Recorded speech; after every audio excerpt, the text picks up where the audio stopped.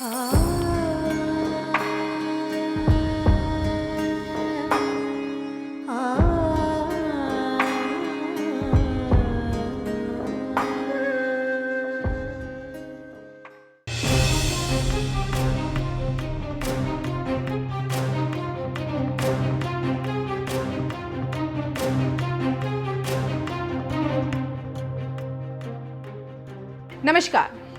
चुनाव से पहले हिंदू राष्ट्र की मांग उठी और अब देखिए चुनावी नतीजों के बाद फिर से हिंदू राष्ट्र का जिक्र छिड़ा है। चुनावी शंखनाद से पहले देश के साधु संतों ने भारत को हिंदू राष्ट्र घोषित किए जाने का माहौल बनाया था। हिंदू एकता महाकुंभ से लेकर संत सम्मेलन में हिंदू बहुल हिंदुस्तान को हिंदू राष्ट्र बनाए जाने की मांग जोर शोर से उठाई गई थी।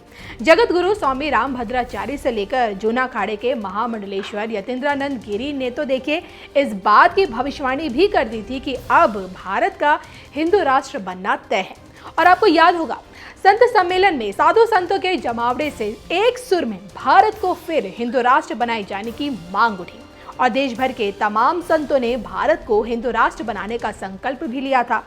यतीन्द्रानंद सरस्वती ने तो देखिए साफ कह दिया था कि सरकार भारत को हिंदू राष्ट्र घोषित नहीं कर सकती है, लेकिन सभी हिंदुओं को लिखना शुरू करना चाहिए और देश को हिंदू राष्ट्र करार देना चाहिए और ऐसा करने से सरकार देश को हिंदू राष्ट्र घोषित करने के लिए मजबूर होगी।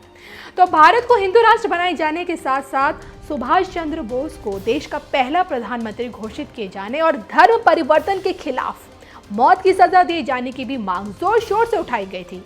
और इसी के साथ देश भर के साधु संतों ने, फिर चाहे वो स्वामी रामभद्राचार्य हो या फिर रुद्राक्ष बाबा यानी कि मौनी महाराज ने, एक और जहां यूपी में योगी के जीतने की भविष्यवाणी की थी तो वहीं पीएम मोदी को जीत का हीरो भी बताया था और परिणाम स्वरूप उनकी ये तमाम भविष्यवाणी सच साबित हुई। और अब जो कि 4 राज्यों में मिली जीत के बाद पीएम मोदी को जीत का हीरो बताया जा रहा है, क्योंकि 5 साल की डबल इनकम्बेंसी, कोविड महामारी के भयावह यादें, लॉकडाउन में देखिए पलायन का दर्द, बेरोजगारी, महंगाई, किसान आंदोलन, चुनौतियों का एक बहुत बड़ा पहाड़ खड़ा था। लेकिन मोदी फैक्टर के आगे चुनौतियों का ये विशाल पहाड़ ढेर हो गया।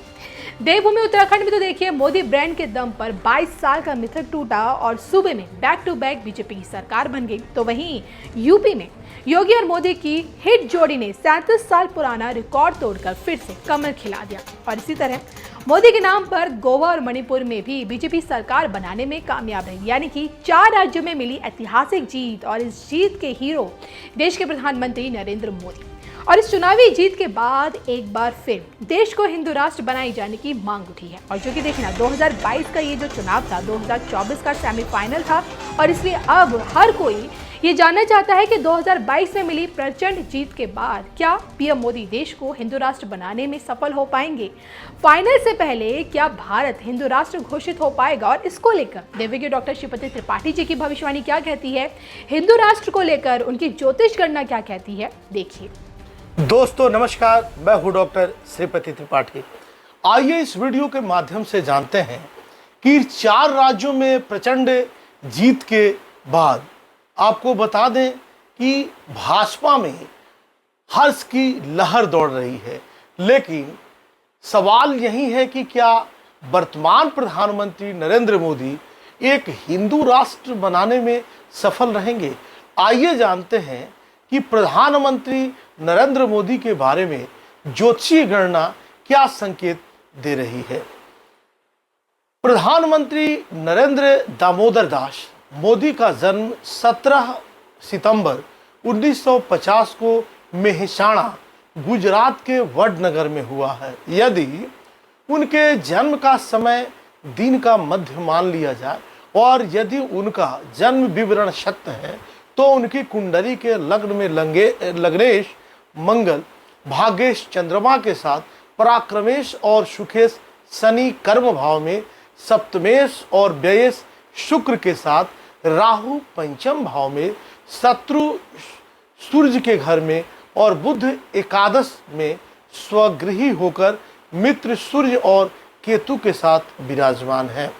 लग्न का स्वगृही मंगल इन्हें अदम्य ताकतवर, फाइटर, ऊर्जावान, हिम्मती और सक्रिय बनाकर विरोधियों के हर दाव को नाकाम करा रहा है। शनि की मूल त्रिकोण राशि कुंभ केंद्र में है। शनि जो दूसरे को तनाव देने वाले ग्रह के रूप में कुख्यात है या जाना जाता है, मोदी जी की कुंडली में महत्वपूर्ण ग्रह के रूप में स्थापित है।